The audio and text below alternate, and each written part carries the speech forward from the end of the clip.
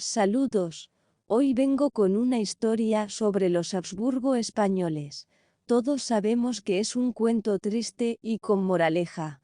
Érase una vez una hermosa princesa, o más bien infanta. Se llamaba Juana y era hija de Fernando de Aragón e Isabel de Castilla, los reyes católicos de España, vencedores de los moros y mecenas de Colón. Y se casó, naturalmente no por amor, con un apuesto príncipe, o más bien duque de Borgoña, Felipe de Habsburgo, apodado el Hermoso. Obsérvese la orden del toisón de oro alrededor de su cuello. Esta orden era una orden dinástica de los Habsburgo, aunque fue establecida por Felipe el Bueno de Borgoña y Felipe el Hermoso, y todos sus descendientes reales eran grandes maestros de la orden. La orden gozaba de gran honor entre la nobleza europea. Fue a partir de él, Felipe el Hermoso, y llegaron los Habsburgo al trono español. Aunque formalmente la reina castellana era su esposa Juana, en realidad gobernaba su suegro Fernando, y como consorte no vivió mucho tiempo. Merece la pena hacer aquí una digresión lírica y contar algo sobre los jóvenes. Felipe era un Habsburgo, heredero de una apariencia ancestral típica. Una apariencia tan típica que los Habsburgo se citan como ejemplo en un libro de texto de genética. El cuadro de Bernard Strigel, retrato del emperador Maximiliano y su familia, ofrece una imagen completa de la apariencia estándar de los Habsburgo. La pintura representa a nuestro héroe, Felipe, con sus padres Maximiliano I y María Burgunskaya, que ya había muerto en el momento del retrato, los hijos Karl, con sombrero, un niño mayor, y Fernando, con una corona, en brazos de su abuelo, y yerno Lajos húngaro, con un pergamino. Por cierto, este es el mismo Lajos que murió en la batalla de Moax, en la batalla con las tropas de Solimán el Magnífico, el marido de Roxolana. En general, guapo, nuestro Felipe podría llamarse con un estirón muy grande. Y Juana pasó a la historia como Juana la Loca. Los historiadores creen que la locura le pasó de su abuela materna, y la vida infeliz en el matrimonio contribuyó enormemente a su desarrollo. ¿Qué se le va a hacer? Los matrimonios reales rara vez eran felices. El apuesto Felipe, y Juana lo consideraba como tal, habiéndose enamorado de su marido a primera vista. Para su desgracia, descuidó a su esposa, tuvo muchas amantes y en general llevó una vida bastante promiscua para los estándares españoles. Y para colmo, murió joven, dejando a Juana de nuevo embarazada y gravemente deprimida. La pareja tuvo un total de 6 hijos, entre ellos 2 hijos imperiales que serán importantes para nuestra historia de hoy. Carlos V, inmemorial del otrora Sacro Imperio Romano Germánico, alias Carlos I, como rey de España, interpretado por el gran Tiziano. Hay que decir que la corte española era uno de los centros de la política europea, junto con la inglesa, la austriaca y la francesa, por lo que no faltaban pintores cortesanos de primera magnitud. La corte de Carlos era rica, porque fue durante su reinado cuando México y Perú, ricos en oro, fueron conquistados y puestos bajo la autoridad de la corona española. Y su hermano Fernando, también emperador del Sacro Imperio Romano Germánico. Este retrato le muestra con el tradicional toisón de oro al cuello y el aspecto típico de los Habsburgo. Estos dos hermanos fueron los antepasados de todos los Habsburgo españoles. ¿Recuerdas que al principio mencioné que la historia sería triste? Pues es triste porque los descendientes de los dos hermanos se casaron entre sí incesantemente, lo que llevó a la degeneración de una gran familia y a la decadencia del mayor imperio. Como veremos más adelante, el matrimonio entre primos o entre tío y sobrina era bastante habitual en los Habsburgo. Las ramas española y austríaca del árbol de los Habsburgo estaban intrincadamente entrelazadas. A continuación, por supuesto, prestaremos más atención a los descendientes de Carlos. Al fin y al cabo, fue el rey de España, pero no olvidemos también a Fernando, que fue bisabuelo de muchas esposas de reyes, príncipes y princesas españoles. Carlos se casó con la princesa portuguesa Isabel, que era su prima materna. Fue uno de los primeros matrimonios de este tipo en la familia, pero no tuvo consecuencias fatales, salvo para su hijo Felipe II.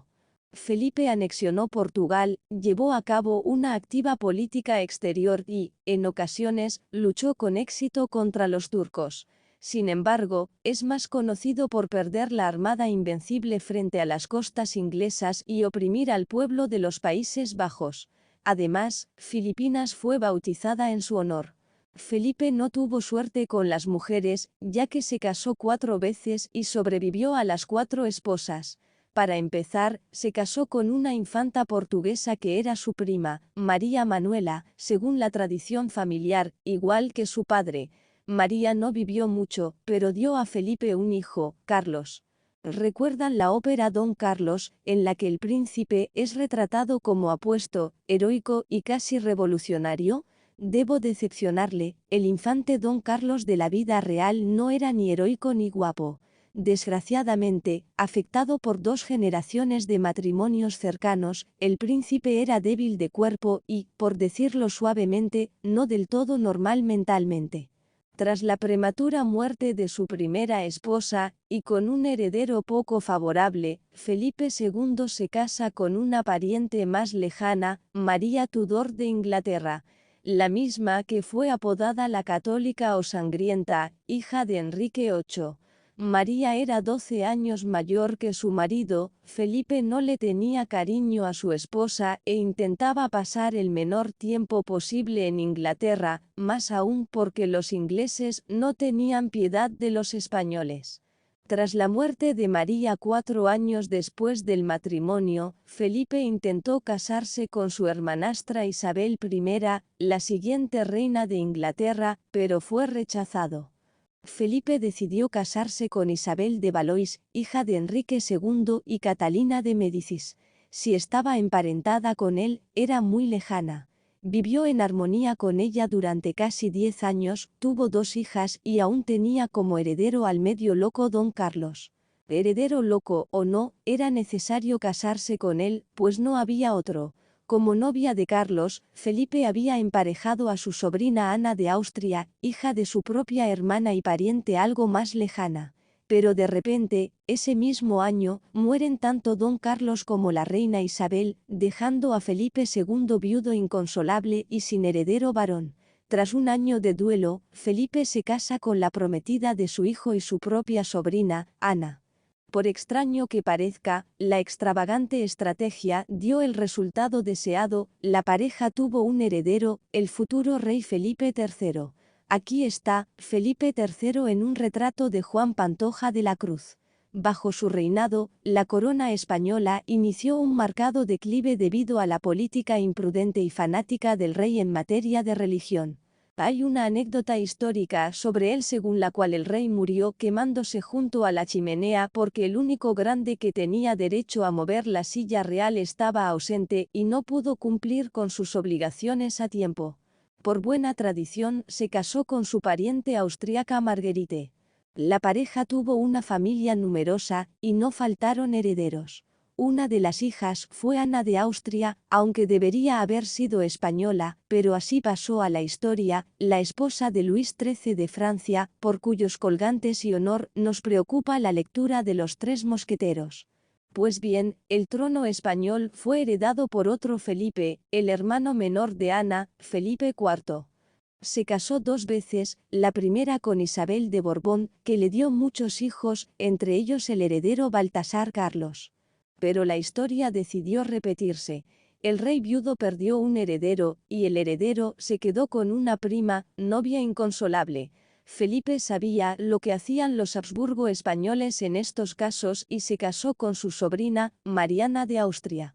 Mariana dio al rey varios hijos, entre ellos Margarita, la protagonista del cuadro Meninas de Velázquez. En el centro de la composición está la hermana mayor del último Habsburgo de España, la infanta Margarita, que más tarde también se casó con su tío. En el espejo está el reflejo de sus padres, Mariana y Felipe IV, que acudieron a ver a su hija, autorretrato de Velázquez en el caballete, alborotando a la princesa dama de honor, se llamaban Meninas y Enanas. Un tranquilo idilio familiar captado por el gran artista. El hermano menor de Margarita y único hijo superviviente de la pareja real fue Carlos II. Este desafortunado hombre nació profundamente discapacitado tanto física como mentalmente.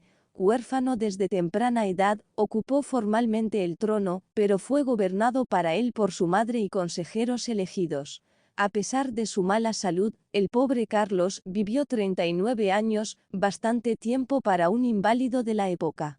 Tuvo 2 matrimonios sin descendencia, ya que el rey no podía tener hijos debido a los numerosos vínculos familiares estrechos de la familia. Así terminó la historia de los Habsburgo en el trono español, pero la propia familia Habsburgo no quedó aislada, sino todo lo contrario. Muchas familias aristocráticas europeas, incluida la Casa Imperial Austriaca, son Habsburgo de un modo u otro. Gracias por visitarnos.